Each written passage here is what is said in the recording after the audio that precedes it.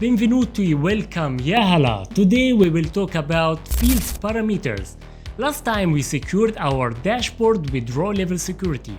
Every manager now sees only their store. But today I want to show you how you make your dashboard think. Let me show you the secret.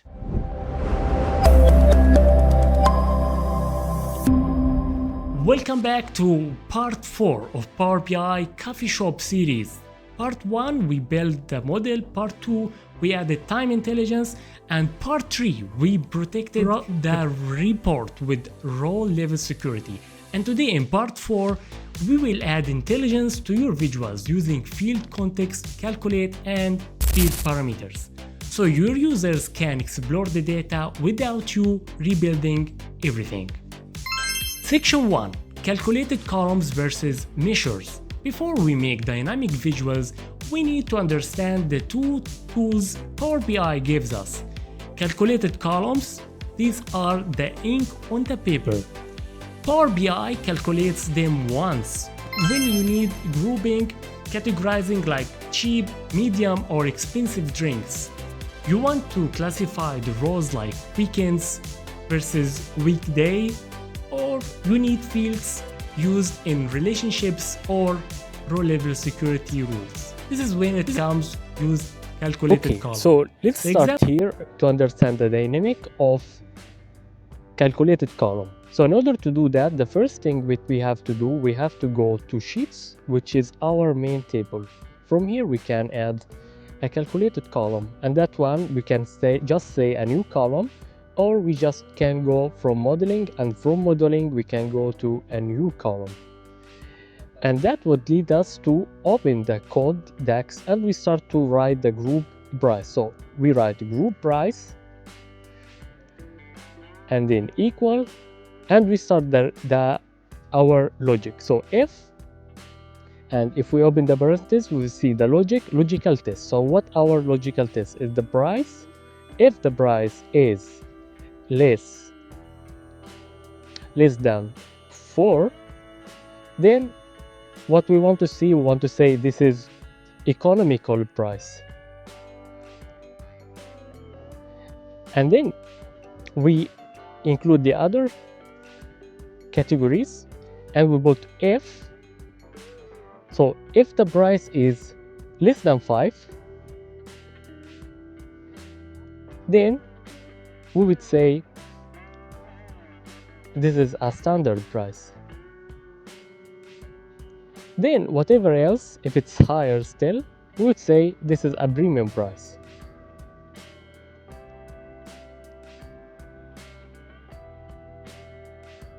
Now we close the parentheses, then this is the first one, the second one to close, and here we have our classification. So this is the calculated column. What we're going to do, we're going to add slicers. Let's have this one up here. We put our group price in the field. So as you can see, for the group price, when you want to put a premium price, you can see only it would make more sense to have it on a table. So I will keep it as a slicer, and I will add another table to see the details of our information. So again, I will put the table here. I would have the group price. Okay. And then again, we put the price that we have. Okay. So we added both of them here. So as you can see, we have to add also the categories or the store. So about the categories, about the drinks that we have. So let's add the drinks. And let's see here. Okay. So as you can see, as we press the premium, we have only the products or the drinks that we have a premium, that they have a premium. And those ones are matka and matka latte and mocha, and this is 5 and 5.30, and so it works. And the economical one is only €3, and the standard is the one is premium than 4. price. This So will never change when you filter. It's fixed logic stored in table. Measure 2. The measures are number 2 are alive. They recalculate every time the user interacts with the report. Let's Never take an change. example. Profit. while let's take now for the measure. So for the measure, everything we have here would be recalculated. Last time we had many measures, and let's try one of them. We can, as you can see here, for example, we have the profit, and that profit has this formula that give us the revenue minus cost. And this is what we have, what we need to see. The measure would give us the recalculation every time we choose a different category. So for example, now that would never change as calculated column, but this is as a profit. We add it here. If we put only how much we make a profit by the economic price, it would be that one. If we have a premium, the premium give us this profit. And if you look at the standard one, we have this profit, which is 50. So we can directly know that the premium one give us the highest profit, as we have 65. And as you can see, each time we choose the slicer or a category, it would give us a different profit. And this is what we can see in this example from measure. Now watch what happens.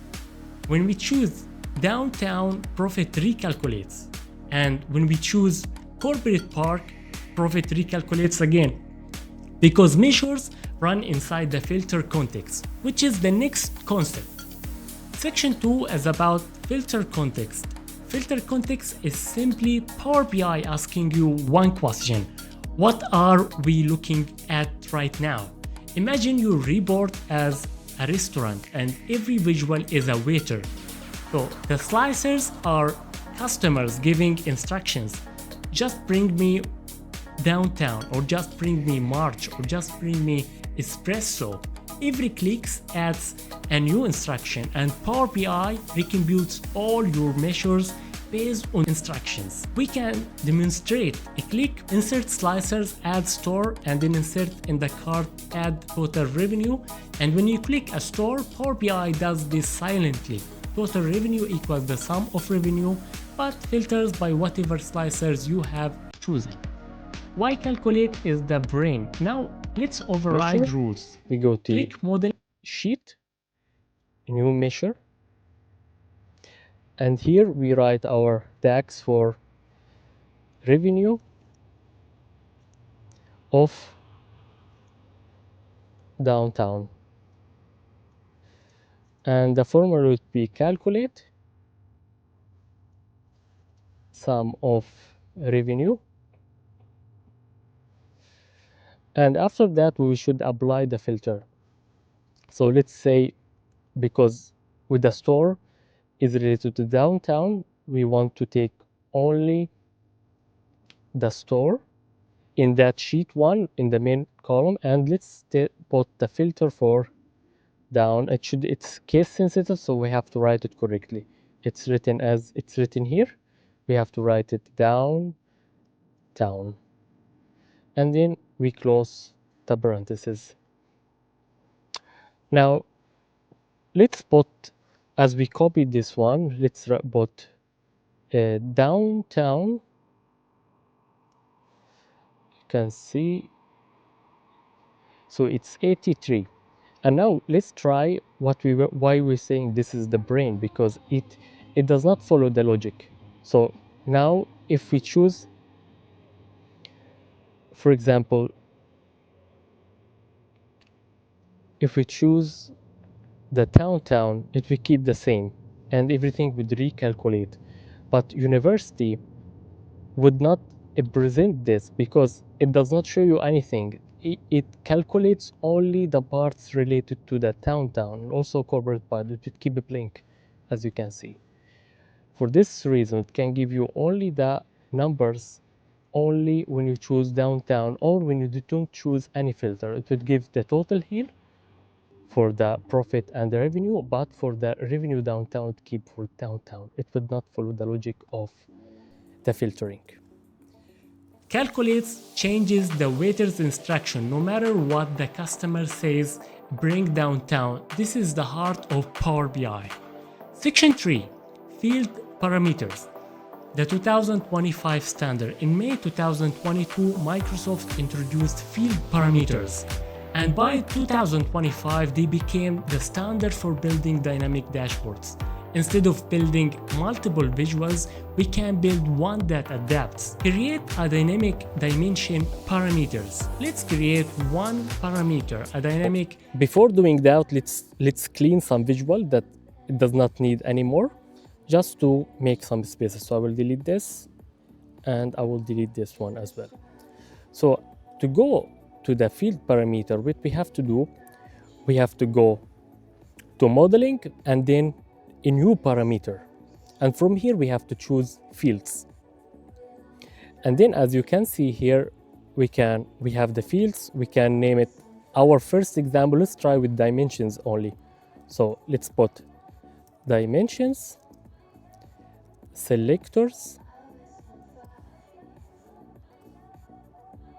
and then here let's put some of the dimensions that we need. Those dimensions, notice it should be related to fields and should not be mixed between fields and columns.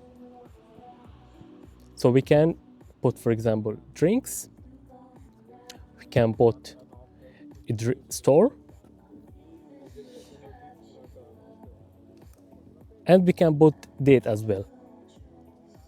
And now let's say create, boom. Now Power BI has created the formula of DAX, and it created as well this selection of the, it's like slicer, and you can see it was highlighted on the slicer here.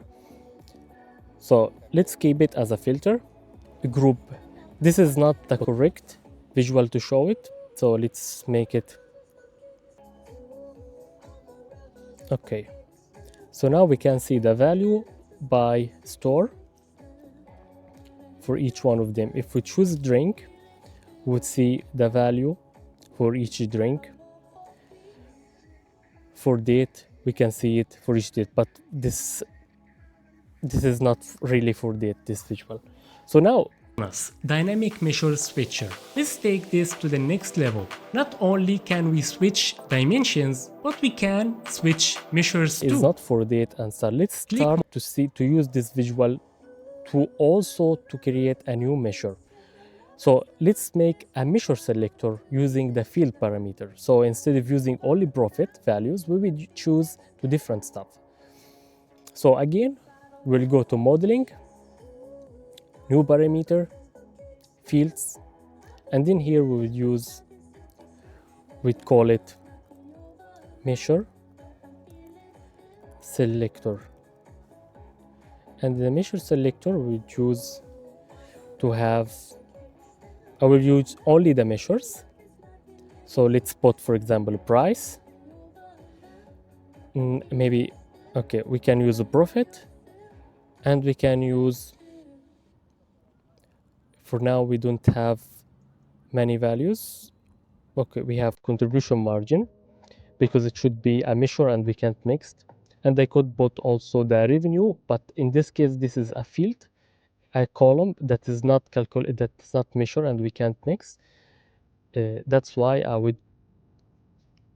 You can put it also, but I should modify the DAX, so I can put it again. And this is example just for you, because at the moment, if I put it like this, it would not really work as we expect.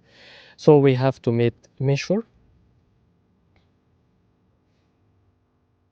And I will change the profit to a measure selector. I will delete the profit. And now we have a new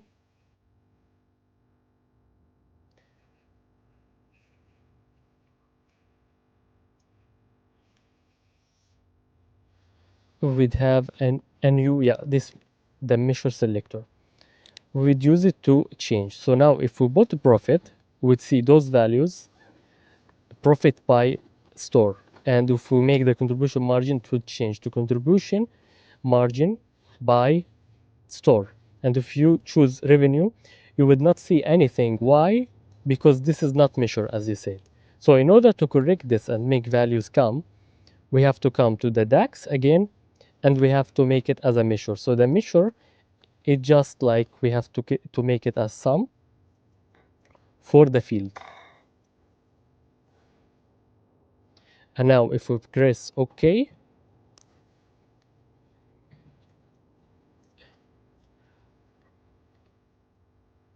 okay, it seems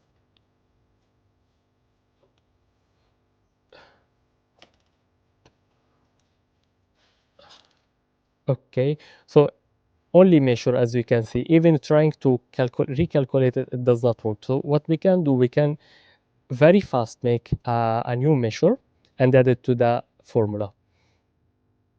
So again, I will go like this here. I'll make a new measure.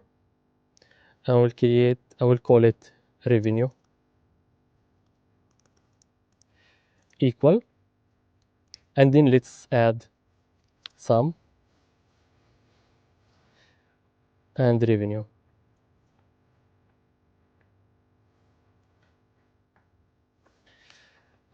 Okay. Okay, because we have a name. So let's call it revenue 1, for example, because we have another one that has the same name. Okay, we still have a problem, but in order to make it work, we have to come here and we have to change. So now if we write again revenue, we would see we don't need sum, and we can write now the revenue that we have created, that is measure. Okay, and now it would work. Can create okay. Still have a small problem. We have to look again at those parameters that at the parentheses. It seems we have extra parentheses because yeah, this one is not needed. Now this one is matching that one, and yeah, now it should work. So what we have, this is because the wrong is not, we have two. Now as we choose this revenue, that the other one would disappear. So it's correct. It's again, it's working. So revenue now it's working in the measure, and this is how you solve some problems that you can see on the web. All inside the same visual. This is how you build dashboard that feels like web apps, not just a spreadsheet. Today, we learned how to make your dashboard dynamic, when to use calculated column, and why measures are alive, and what filter context really means, how calculate overrides filters, and how to build field parameters to switch dimensions. And now, to create dynamic measure switches, this transforms your dashboard from static to intelligent. This is Hakam. Subscribe, share this with a friend, and I will see you in the next part 5, where I will make this dashboard even more beautiful. And if you want to learn more about data analytics, just click one of the videos here in the screen. See you in the next video.